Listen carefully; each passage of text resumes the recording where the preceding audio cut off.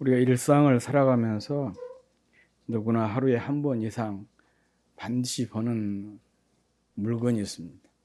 특히 여성들의 경우는 아침 시간이 얼마나 바쁩니까?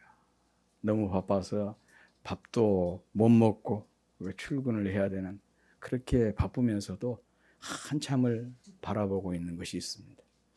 그게 뭐냐 하면 거울이죠. 거울이라고 하는 게 우리의 삶과 굉장히 밀접한 관련이 있습니다.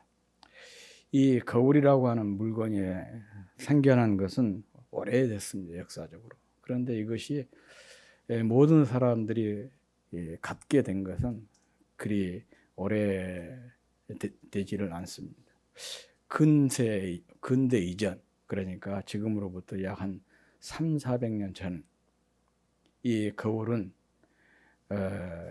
전까지만 해도 거울이라고 하는 것은 귀족이나 부유한 사람들의 전유물이었습니다. 그래서 거울을 가진 귀족이나 부자는 늘 거울을 보면서 자신의 얼굴을, 그리고 또 자신의 차림새를 확인할 수가 있었습니다. 이런 판단을 근거로 해서 그들은 더욱 치장에 몰입하고 거기에 많은 시간과 자원을 투입하기도 했습니다. 반면에 거울이 없어서 자신의 얼굴이랄지 차림새를 볼 수 없었던 하층민들은 자기를 이렇게 꾸밀 수 있는, 치장할 수 있는 동기를 갖지를 못하게 되었고, 이렇게 동기가 없으니까 항상 차림새가 남루했습니다. 물론 하층민은 상대적으로 시간과 자원이 없기도 했지만은 이 거울을 통해서 자기의 모습을 볼 수가 없고 또 판단할 수도 없었습니다. 그러다 보니 몸치장과는 더욱 멀어질 수밖에 없었던 것이고, 그러니 그 차림새가 남루할 수밖에 없었던 것입니다.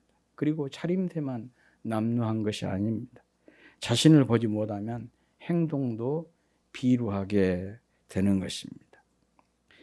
마샬 맥클루언이라고 하는 분의 책 미디어의 이해라고 하는 책에 보면 이런 말이 나옵니다. 거울의 역사는 의상, 예절, 그리고 자아에 대한 감각적 역사에 중요한 장을 차지한다. 그러니까 의상의 발전이랄지 또 예의랄지, 더 중요한 것은 자기 자신을 이렇게 성찰하는 감각의 역사, 다시 말하면 자의식의 역사에도 중요한 장을 차지한다. 그런 얘기입니다. 단순한 물건 얘기가 아니라는 얘기죠.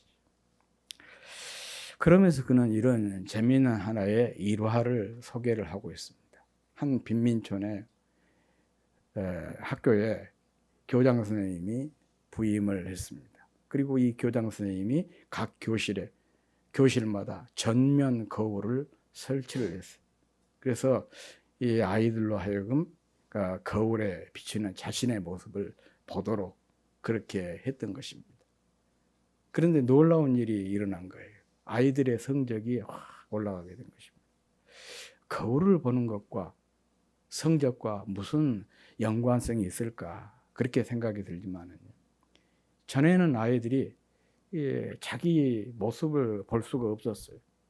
그러니까 자기의 미래에 대한 생각도 갖지를 못했고, 그래서 하루하루를 그냥 막 살았던 것입니다. 그런데 거울을 통해서 자기를 다 비춰보는 순간 자기 자신을 깨닫게 된 것이고, 내가 참 소중한 존재라는 자기 가치를 인식하게 된 거예요. 소위 말하면 이런 것을 자의식이라 그렇게 얘기한 거예요. 자의식이 생긴 거죠. 그러니까 이 아이들에게 내가 공부를 해야 되겠다는 동기부여가 된 것이고, 그래서 열심히 공부를 하게 되었던 것이죠. 그러므로 이 거울이라고 하는 것은 자신을 보면서 타인이 나를 어떻게 판단할지 확인함으로써 자기 자신을 돌아보게 만드는 도구인 것입니다.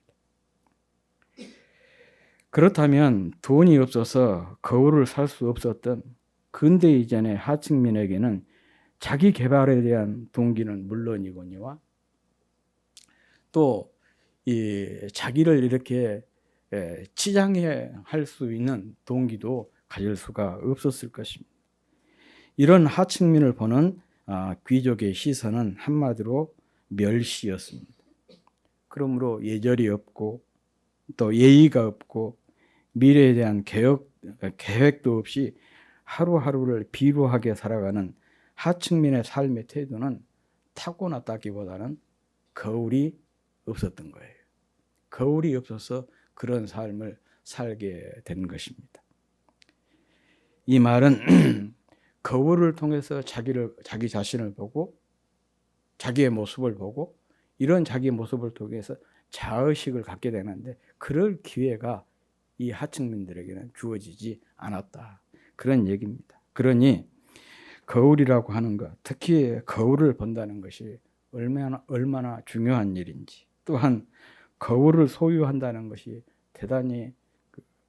대단한 특권이라는 것을 우리가 알 수가 있습니다. 거울을 보니까 자의식이 생기고, 자의식이 생기니까 내가 이렇게 살아서는 안 되겠다 라고 하는 자기 삶에 대한 새로운 결단을 하게 되고, 그렇게 해서 실천하다 보니까 자기의 성장과 성숙의 기회를 가지게 된 것입니다. 사실 이것이 바로 거울의 효과인 것입니다. 그런데 성경을 보면 성경은 이미 이런 거울의 중요성을 일찍이 알고 있었던 것 같아요. 오늘 본문이 바로 그것입니다. 오늘 본문에 보면 이 하나님의 말씀을 거울에 비유하고 있습니다. 말씀이 곧 거울이라는 것입니다. 다른 사람이 아닌 나를 곧 내 자신을 비춰보는 거울이 하나님의 말씀이라는 것입니다. 말씀의 거울을 통해서 가장 먼저 무엇을 보게 되냐? 내 자신을 보게 되는데, 다시 말하면 자신의 존재를 보게 되는 것이죠. 남루한 차림새로 하루하루를 비루하게 살았던 빈민가 아이들이 거울을 보고 자신에 대한 시각적 감각, 자의식이 생겨난 것처럼 우리는 거울을 통해서 내가 어떤 존재인지, 또 얼마나 소중하고 빛나는 존재인지를 알게 되는 것이죠. 그래서 참 하나님의 말씀이 중요한 것입니다. 성경에는 우리의 이와 같은 자의식을 깨닫게 해주는 그런 내용들이 참 많이 있어요.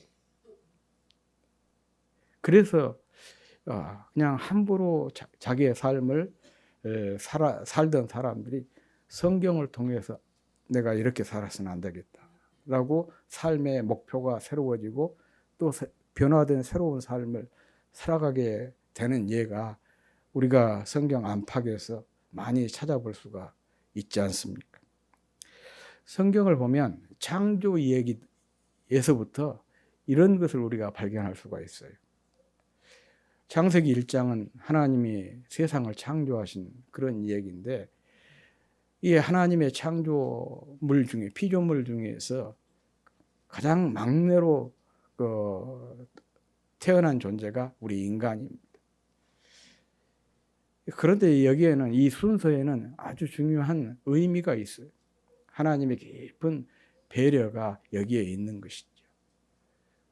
모든 것을 다 갖추어 놓은 이후에 인간을 창조하신 거예요. 만약의 경우에 사람을 제일 먼저 창조했다면 그 창조된 인간은 살지 못했을 것입니다.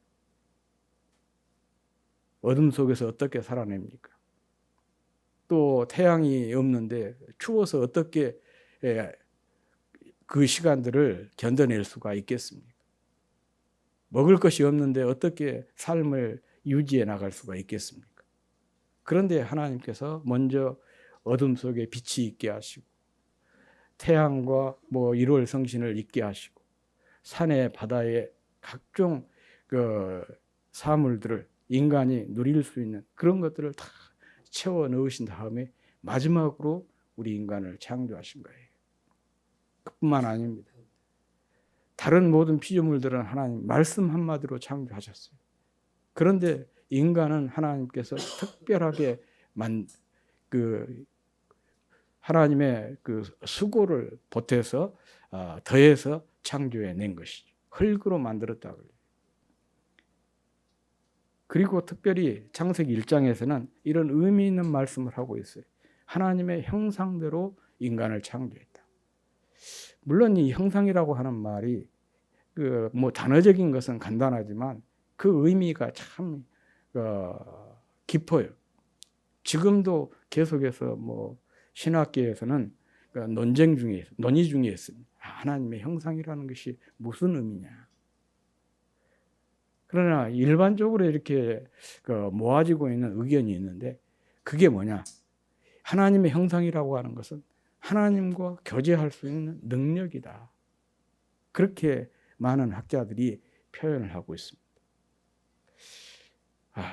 우리가 살아가면서 이 순천 시내 안에서 하다못해 동장과 내가 친분이 있고 늘 교제를 하면서 산다. 그것도 쉽지 않은 일이잖아요. 대단한 특권 아니겠습니까? 더더군다나 시장과 내가 늘 만나서 교제하는 그런 사이다. 그러면 상당한 힘이 생기게 되겠죠. 그런데 우리는 전능하신 하나님, 그분과 교제할 수 있는 그런 그 존재로 지음을 받았다는 거예요. 그러니 이 의미가 얼마나 크고 얼마나 중요한지 모릅니다. 우리가 흔히 뭐 인간의 존엄 그렇게 이 얘기하고 있는데 인간의 존엄이라고 하는 것은 어디에서 나오냐? 바로 여기서 나온 거예요. 하나님이 나를 자기의 형상대로 창조하셨다. 이 말씀 속에 인간의 존엄의 의미가 있어요. 모든 사람은 하나님의 형상대로 지음받았다. 그래서 모든 사람이 존귀하다. 그런 의미가 되는 것이죠. 그뿐만 아니죠. 2장에 가면 하나님께서 인간이 살 수 있는 최상의 조건을 다 갖추어 장소를 만드셨습니다. 거기가 바로 에덴이잖아요. 그 에덴에서 인간을 살도록 하나님께서 배려해 주신 것이죠. 이런 말씀을 딱 읽으면은 그것을 보는 순간에 나도 모르게 내 안에서 큰 감동에 복받치게 된 것이죠. 자존감이 싹 올라가게 되는 거예요. 그런데 창세기 1장을 읽고 2장을 읽은데도 어떤 자존감이 생기지 않는다. 그러면 그분은 지금 성경을 잘못 읽고 있는 거예요. 그런데 창세기 1장 딱 읽고 2장을 읽으니까 나도 모르게 막 가슴이 벅차요. 자존감이 생겨요. 내가 이렇게 소중한 존재구나. 그런 생각이 막 새록새록 들어요. 제대로 읽은 것이고 정말 하나님의 은혜를 받은 것이에요. 그뿐만 아닙니다. 성경 곳곳에 보면 하나님께서 또 이렇게 내가 얼마나 소중한 존재인지를 고백해 놓으시는 그런 부분들이 참 많이 있습니다. 한 몇 군데 제가 소개를 하자면은 이사야 43장 4절 말씀이에요. 우리 함께 읽어보겠습니다. 시작. 내가 내 눈에 보배롭고 정리하며 내가 너를 사랑하였은즉 내가 내 대신 사람들을 백성들이 내 생명을 대신하리니. 이런 말씀. 내 눈에 보배롭고 정기하다. 정말 하나님 앞에서 우리는 보배롭고 정기한 자라는 것이죠. 뿐만 아니라 내가 사랑하였은즉 또 사랑받는 그런 존재라는 거예요. 이 사실 하나만 가지고도 이게 다른 사람 얘기가 아닙니다. 이사야 선지자의 말이 아니에요. 이사야 선지자를 통해서 하나님께서 우리에게 주신 말씀이에요. 내가 보배롭고 존귀한 존재라. 하나님의 사랑받는 그런 존재다. 그 말씀이죠. 이사야 46장 3절에서 5절 말씀 또 한번 읽어보겠습니다. 제가 참 좋아하는 말씀이에요. 같이 읽겠습니다. 시작. 야곱의 집이여 이스라엘 집에 남은 모든 자여 내가 들을지어다. 배에서 태어남으로부터 내게 안겼고 태에서 남으로부터 내게 업힌 너희여 너희가 노년에 이르기까지 내가 그리하겠고 백발이 되기까지 내가 너희들을 품을 것이라. 내가 지었은즉 내가 품고 구하여 내리라.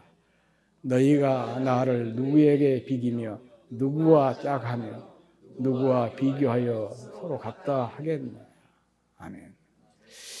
하나님께서 우리를 지으셨기 때문에 백발이 될 때까지 업고 안고 품고 가시겠다. 그런 얘기입니다. 항상 함께 하시겠다. 뭐 간단하게 얘기하면 그런 의미지만은 이렇게 그냥 추상적으로 얘기하면 사람들이 감동을 못 받을까 싶으니까 이렇게 구체적으로 얘기하면 내가 너희들을 지었다. 낳았다. 내가 낳았으니까 너희들이 백발이 될 때까지 죽을 때까지 내가 업고 안고 품고 가겠다. 이 말은 우리를 책임지겠다. 그런 말씀 아닙니까?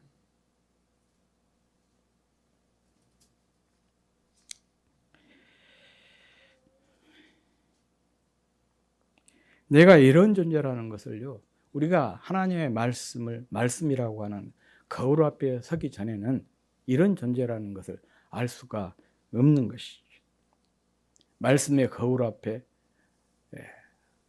거울을 봤을 때 비로소 내가 이렇게 소중한 존재, 보배로운 존재, 사랑받는 존재, 하나님께서 평생 나를 업고 안고 품고 가는 그런 존재라는 사실을 깨닫게 되는 것이죠.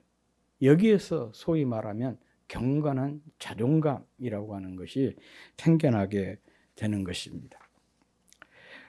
내가 누구인지, 어떤 존재인지 이것을 알게 될 때 왜 살아야 되는지, 어떻게 살아야 되는지 이것을 고민하게 되는 것입니다. 소위 말하면 내 존재에 대한 또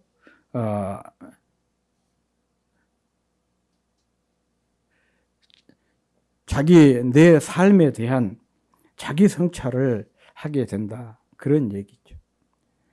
존재에 걸맞는 삶을 결단하게 된다는 것이죠. 어떻게 사는 것이 내가 이렇게 소중한 존재인데 여기에 걸맞는 삶을 살 수 있을까? 그렇게 그런 생각을 품게 된다는 거예요.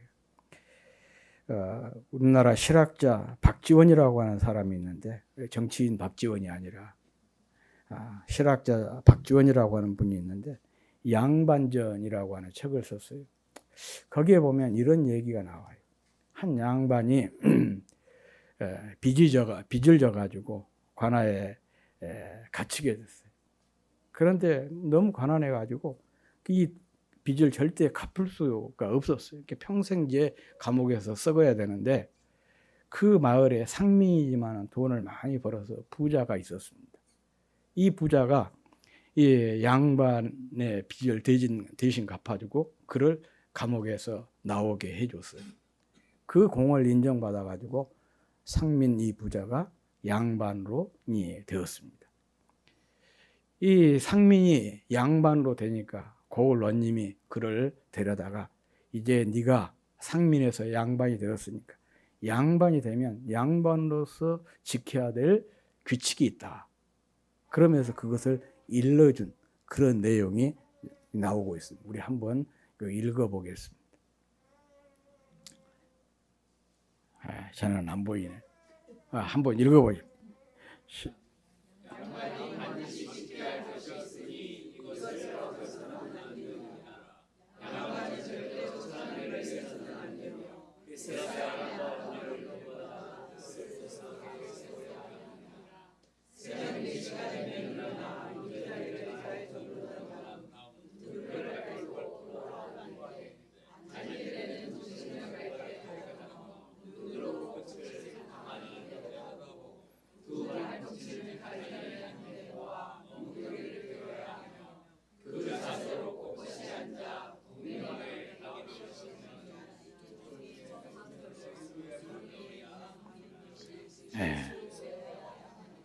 그래요. 동네 박이라고 하는 것은 옛날에도 이런 예성 문제집이 있었던 모양이죠. 그런 책을 마치 얼음에 박 구르듯이 술술 외워야 된다.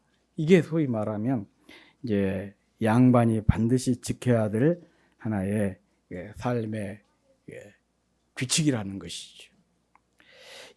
양반다운 삶을 살아야 한다는 것이 아니겠습니까? 한마디로 말하면 마찬가지로 우리가 하나님의 자녀가 되었으니까 우리는 하나님의 자녀다운 삶을 살아야 되는 것이죠. 이런 삶을 위해서 먼저 요구되는 것이 있는데 그게 바로 성찰이라 그래요. 성찰. 성찰이라는 말이 무슨 말이냐? 자신의 모습을 돌아보면서 살피는 거예요. 들여다보면서 살피는 것입니다. 상민으로 오래 살다 보니까 평생 살아왔지 않겠어요? 이 부자가 상민으로 오래 이렇게 평생을 살아오다 보니까 자기도 모르게 상민의 기질이 있고 또 상민의 어떤 그런 생활 태도나 습관이나 자세나 그런 가치관을 가질 수밖에 없었던 것이죠. 그래서 이런 성찰을 통해서 이런 기질, 자세, 태도, 행동, 또 말, 가치관 이것들을 찾아내야 살펴야 된다는 것이죠. 그것을 살펴야만이 어떻게 할 수가 있습니까? 고칠 수가 있지 않겠습니까?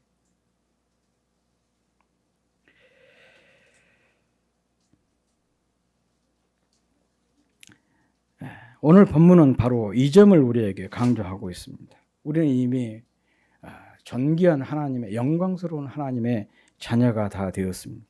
그러니 이에 합당한 삶, 이에 합당한 사람이 되어야 한다는 것이죠. 그래서 하나님이 우리에게 이 거울과 같은 말씀을 주신 것입니다. 거울을 통해 자신의 모습을 들여다보고 살펴서 잘못된 부분은 바로잡고 필요한 부분을 치장한 것처럼 우리가 말씀을 통해서 잘못된 부분들을 회개하고 필요한 부분들은 늘 채워 나가는 것. 이게 소위 말하면 신앙생활이라 그렇게 얘기할 수가 있는 것 아니겠습니까? 거울은 단지 우리의 겉모습만 볼 수 있지만은요. 말씀의 거울은 우리의 겉모습뿐만 아니라 우리 속까지 심지어는 우리 영혼까지 들여다볼 수 있는 것이 바로 말씀의 거울인 것입니다. 그러므로 우리가 이 말씀이라고 하는 거울을 통해서 꼼꼼히 우리 자신을 살펴야 되는 거예요. 이런 생활을 우리가 소위 말하면 경건생활이라 그렇게 얘기해요. 우리가 너무 이런 표현들을 고상한 표현들을 사용하고 있는데 알고 보면 이렇게 구체적인 거예요. 마치 거울을 보고 우리 얼굴을 또 우리 치장을 몸을 살피듯이 영혼의 거울인 하나님의 말씀을 통해서 우리의 속, 우리 영혼까지 꼼꼼하게 살펴 나가는 것. 이게 소위 말하면 신앙생활인 것입니다. 거울에 비친 자기 모습이 잘못되었는데도 고치지 않고 뒤돌아서는 사람은 없습니다. 왜냐? 거울을 보는 목적이 잘못을 발견하면 그것을 고치기 위한 거 아니겠습니까? 말씀이 중요한 이유도 바로 여기에 있습니다. 말씀의 거울을 통해서 현재 내 모습을 살피는 것이죠. 그래서 말씀의 거울에 비친 내 모습이 올바른지 그렇지 않은지 그것을 따지는 것이죠.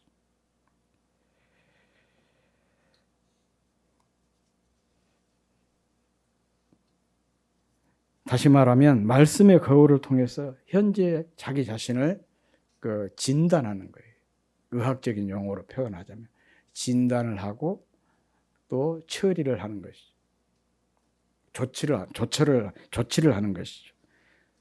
진단만 하고 조치가 없으면 이것은 아무런 변화를 기대할 수가 없습니다. 그래서 성찰, 이것을 다른 말로 진단이라고 할 수가 있는데 이 성찰에는 항상 뭐가 전제되어 있느냐? 조치. 다시 말하면 실천이 전제되어 있는 것입니다. 실천 없는 성찰은 무익한 것입니다. 사람에게 변화라고 하는 것은 실천을 할 때 일어나는 거예요. 많이 알고 깨달은 바를 실천할 때 그것이 능력으로 드러나서 내 삶의 큰 변화, 성장을 이끌어내게 된 것입니다. 그래서 오늘 본문은 말씀을 듣기만 하고 행하지 않는 자는 자신을 잃어버린 자라고 말씀하고 있습니다. 순종이 없는 들음은 무익한 것입니다. 말씀을 들었다는 것만으로 자신이 경건하다고 또 자신이 좀 더 그럴듯한 사람이 됐다고 생각한다면 이거야말로 자기 기만이고 착각이에요. 위대한 사람 곁에 있다고 해서 내가 위대해지는 거 아닙니다. 지혜로운 사람 곁에 있다고 해서 내가 지혜로워지는 거 아니에요. 배부른 사람 곁에 있다고 해서 내가 배부른 것이 아니에요. 그러지 않습니까? 마찬가지로 듣기만 하고 실천이 없으면 어떤 그 의미 있는 변화를 이끌어낼 수가, 기대할 수가 없습니다. 그리고 의미조차도 알 수가 없는 거예요. 순종보다 더 나은 스승도 진정한 말씀의 해석도 없다고 하지 않습니까? 우리가 가끔 간증을 듣는데 간증이 설득력이 있고 감동을 주고 도전을 주는 이유가 뭐예요? 내가 이렇게 살아봤더니 그 결과가 내게 안에 이렇게 일어났다. 그 얘기를 하니까 사람들이 감동을 받아요. 그래서 여러분도 나처럼 한번 살아봐라. 그런 얘기를 한 것 아니겠습니까? 이것은 단순히 성경 얘기가 아니고 우리 일상에서도 마찬가지입니다. 무엇이 좋다, 무엇이 효과가 있다, 그런 얘기를 듣고 익히 잘 알고 있어요. 그런데 그것을 아는 데만 그치고 구체적으로 자기 삶에 적용하지 않으면 그 효과는 자기와는 전혀 무관한 것이에요. 제가 비타민 C 이야기하면 그 이야기 조금 그만해라고 제 아내가 그런데 저는 비타민 C를 먹고 제가 이것을 홍보하자는 것이 아니고 내 안에서 내가 경험했던 얘기를 한 것이. 그러니까 확신 있게 이 얘기를 해요. 제가 이런 얘기를 하면 옆에 있는 사람들, 듣는 사람들도 그거 나 좋다는 얘기 들었다고. 그것을 알고는 있는데 저처럼 그 효과를 본 사람들은 없어요. 왜 그냥 안 먹으니까. 실천을 안 해보니까. 저는 구체적으로 실천을 해보니까 제가 제 안에서 그런 의미 있는 변화들을 경험을 했어요. 마찬가지인 것입니다. 실천되지 않은 일은 변화와 성숙으로 이어질 수가 없습니다. 영적 능력이라고 하는 것은 말씀을 실천하는 데서 비롯되는 것이에요. 우리가 수년 동안 신앙생활을 해도 영적인 능력이 없고 삶의 변화나 성장과 성숙이 없어요. 그러다 보니까 자기 스스로 자기 자신에 대해서 실망을 해요. 왜 나는 이러냐. 이렇게 내가 교회 다니는 횟수가 많은데 기도 하나도 제대로 못하고 다른 사람들은 막 방언을 받고 그러는데 왜 나는 이렇게 오래 신앙생활에도 방언 하나를 못하냐. 그래가지고 자기 스스로 자기 자신에 대해서 실망을 해가지고 낙심하는 사람들이 있어요. 왜 그러냐 그러면 말씀을 믿고 그대로 내가 실행하지 않기 때문에 그런 거예요. 열심히 기도해 보세요. 하나님께서 갖가지 은사를 주시는 거예요. 말씀대로 살려고 애써 보세요. 말씀이 우리 안에서 능력으로 역사해서 내 삶에서 내가 인식할 수 있을 만큼 의미 있는 변화들을 경험하게 되는 거예요. 실천이 없으면 절대로 이런 일은 일어날 수가 없는 것입니다.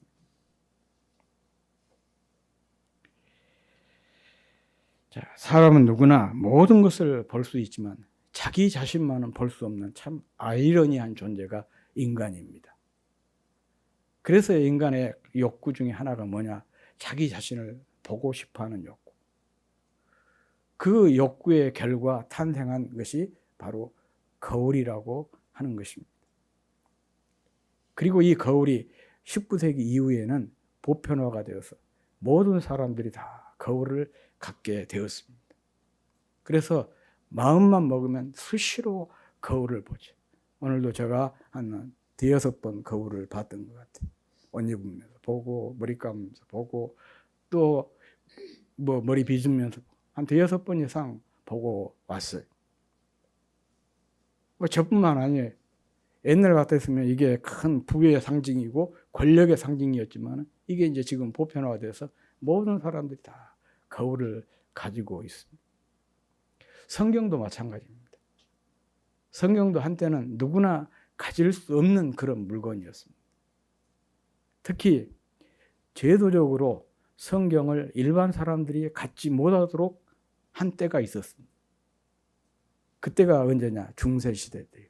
로마 카톨릭이 이 나쁜 짓을 한 거예요. 그래서 일반 백성들은 성경을 보지 못하게 하고 사제들만 성경을 보았어요. 여기에 대한 반작용이 뭐냐 그러면 소위 말하면 종교개혁이라고 하는 것이죠. 지난주가 종교개혁 508주년이었습니다. 종교개혁이 여기에 대한 반동이에요. 그래서 종교개혁자들이 외쳤던 제1 캐치프레이가 뭐예요? 오직 성경이잖아요. 그리고 그분들이 했던 가장 중요한 일이 성경을 번역하는 것이죠. 각기 자기 나라 말로. 그래서 일반 백성들, 글을 아는 사람은 누구든지 하나님의 말씀에 성경을 읽을 수 있도록 그 일을 했던 사람들이 종교개혁자이고 이게 소위 말하면 종교개혁인 것이죠. 그래서 이제는 누구나 성경책을 다 갖게 되었습니다. 모든 사람이 거울을 가지고 있듯이 이 영혼을 비춰볼 수 있는 하나님의 말씀인 성경을 오늘날 모든 대부분의 사람들도 가지고 있고 성경이 그래서 영원한 베스트셀러라 그렇게 이 얘기를 하고 있지 않습니까? 사실 성경을 읽고 듣는 모든 행위가 거울 앞에 자기 자신을 들여다보는 것과 같습니다. 거울이 단순한 장식이 아닌 것처럼 말씀도 마찬가지입니다. 우리가 수시로 거울을 보듯이 말씀도 그래야 됩니다.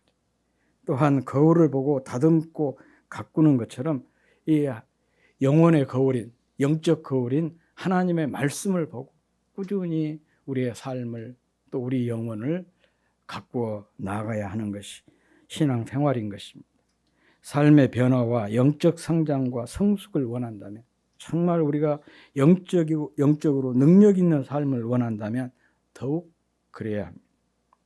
말씀을 자주 보고 자주 듣고 또한 실천해야 한다는 것이죠. 내가 누구인지를 잊지 않게 되고 그래야 우리가 내가 누구인지를 잊지 않게 되고 현재 나의 모습이 무엇인지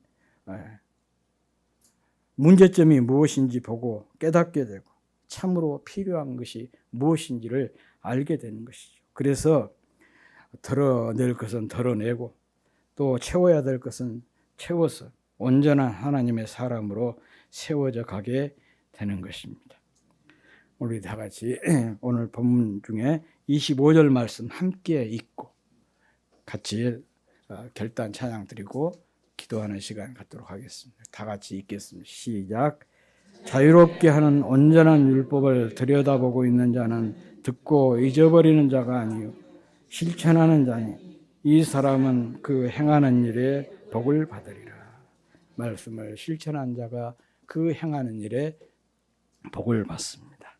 이런 말씀의 복을 일상에서 풍성히 누리는 저와 여러분이 될 수 있기를 주의 이름으로 축복합니다.